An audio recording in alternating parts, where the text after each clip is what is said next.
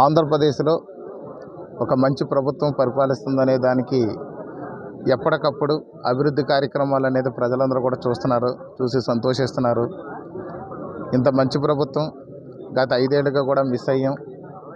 ఈ 5 ఏళ్ళు పరిపాలనలో గడిచినటువంటి 5 ఏళ్ళు కూడా చాలా ఇబ్బందులు గురైంది. అంతా విధ్వంసమే తప్ప ఎక్కడ వికాసం కనిపించలేదు. ఈ యొక్క ఎన్డీఏ కూటమి ప్రభుత్వం వచ్చిన తర్వాత అంతా వికాసమే ఉంది. ఎక్కడ ఎలాంటి ఇబ్బందులు లేకుండా ప్రజలందరూ కూడా సంతోషంగా ఉన్నారు అనే విషయాన్ని ఆంధ్రులందరూ ముక్తకంఠంతో చెప్తున్నటువంటి పరిస్థితిని మనం చూస్తున్నాం. అభివృద్ధిలో భాగంగా ఈ యొక్క రాజానగరం నియోజకవర్గంలో పలుమార్లు సీఎం గారి దృష్టికి, డిప్యూటీ సీఎం గారి దృష్టికి, అలాగే ఈ యొక్క ఎనర్జీ మినిస్టర్ గారి దృష్టికి కూడా తీసుకెళ్ళడం జరిగింది.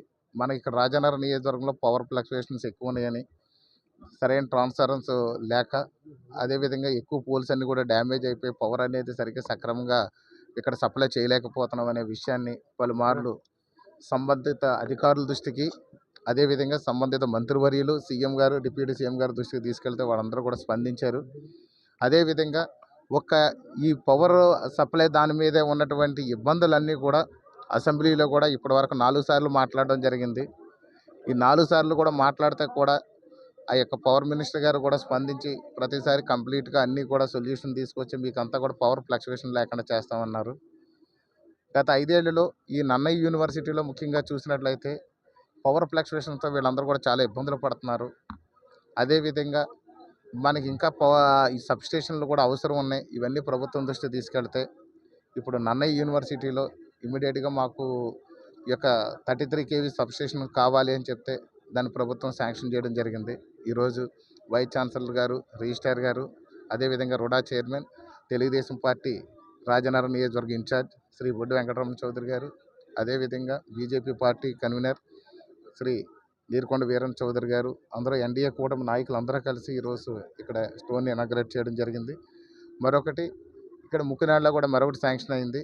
దానికి స్థలం అనేది కొంచెం ప్రాసెస్లో ఉంది. స్థల సేకరణలో ఉన్నాము. కోటికేశ్వరం ఒకటి, అదేవిధంగా కలవచర్లో కూడా రీసెంట్గా ఒకటి పెట్టాం. ఇండస్ట్రియల్ పార్క్లో కూడా అక్కడ సరైన పవర్ లేక ఇబ్బంది పడతారు. దానికి రేపొద్దుట మిషనరీ కూడా మ్యానుఫ్యాక్చరింగ్ యూనిట్స్లు అన్నీ కూడా పవర్ ఫ్లక్చుయేషన్స్ వచ్చి ఇబ్బంది పడతారు. దానివల్ల మాకు ఎక్కడ కూడా సబ్స్టేషన్ కావాలని కోరాము.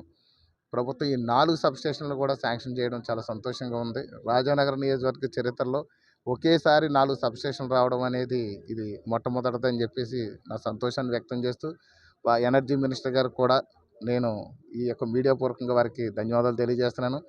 ఈ ఫైల్ని పూర్తి స్థాయిలో ప్రాసెస్ చేయించినటువంటి ముఖ్యమంత్రి గారికి కూడా నేను ధన్యవాదాలు తెలియజేస్తున్నాను.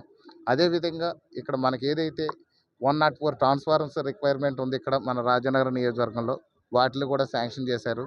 అదేవిధంగా పోల్స్ ఏదైతే డ్యామేజ్డ్ పోల్స్ ఉన్నాయో అన్నీ కూడా రీప్లేస్ చేయడానికి కూడా ముందుకొచ్చారు. జూన్ నెలాఖరు నాటికి కూడా రాజానగరం నియోజకవర్గంలో ఉన్నటువంటి డ్యామేజ్డ్ పోల్స్ అన్నీ కూడా వాళ్ళు రీప్లేస్ చేయడానికి రెడీగా ఉన్నారు. ఏదైతే కొత్త పోల్స్ అవసరం ఉన్నాయో అవి పంచాయతీ ద్వారా 16th ఫైనాన్స్లో తీసుకుని అది కూడా క్లియర్ చేయమన్నారు.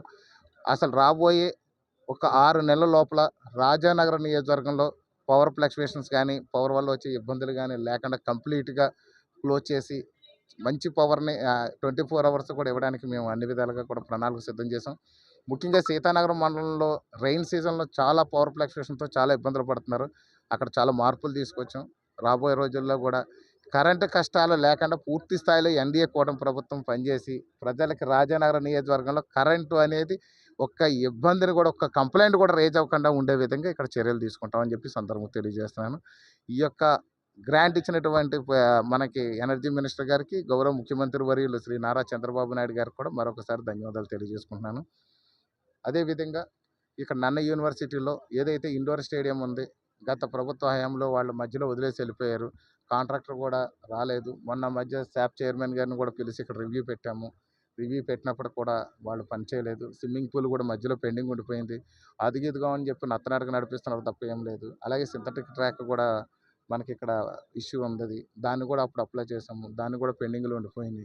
ఈ నన్నయ్య యూనివర్సిటీ ఇక్కడ స్టార్ట్ చేసిన దగ్గర నుంచి ఇప్పటి వరకు కూడా దీన్ని ఏదో ఒక అనాథ యూనివర్సిటీ లాగే ఉండిపోయింది తప్ప సరైన ఫండ్స్ వచ్చి ఇక్కడ డెవలప్ చేయాల్సింది కూడా చాలా ఉన్నప్పటికీ కూడా ఎవరు పట్టించుకునేటువంటి పరిస్థితి ఉంది. నన్నయ్య యూనివర్సిటీ కూడా మంచి వైభవం, నన్నయ్య గారికి ఎంత వైభవం ఉందో నన్నయ్య యూనివర్సిటీకి కూడా రాబోయే రోజుల్లో అంత వైభవాన్ని తీసుకొచ్చే విధంగా కూడా నేను చౌదరి గారు కూడా కృషి చేస్తున్నాం. ఇప్పుడు కూడా ఒక మంచి వైస్ ఛాన్సలర్ గారు కూడా ఇప్పుడు వచ్చారు. వారి గురించి విన్నాను నేను. వారు చాలా ఆనెస్ట్‌గా పనిచేస్తూ, హార్డ్ వర్క్ చేస్తూ అందరిని పరిగెత్తిస్తున్నారని నా దృష్టికి కూడా వచ్చింది. వారి యొక్క హయాంలో మంచి అభివృద్ధిని చూపిస్తాం. మేమందరం కలిసి నేను, మన చౌదరి గారు, రుడా చైర్మన్ చౌదరి గారు, వైస్ ఛాన్సలర్ గారు, రిజిస్ట్రార్ గారు అందరూ కలిసి యూనివర్సిటీని కూడా అభివృద్ధి చేస్తాం. గతంలో ఉన్నటువంటి ఇబ్బందులన్నీ కూడా, గతంలో చేసిన స్కాములన్నీ కూడా బయటికి తీసి, వాళ్ళు శిక్షించి, అవసరం ఉన్న మేరకు రికవరీ కూడా చేయించే విధంగా కూడా మేము చర్యలు తీసుకుని, ఏదేమైనప్పటికీ కూడా రాబోయే రోజుల్లో మంచి ఫండింగ్ తీసుకొచ్చి ఇక్కడ యూనివర్సిటీని డెవలప్ చేయడానికి నేను కూడా రెడీగా ఉన్నానని చెప్పి సందర్భంగా తెలియజేస్తాను.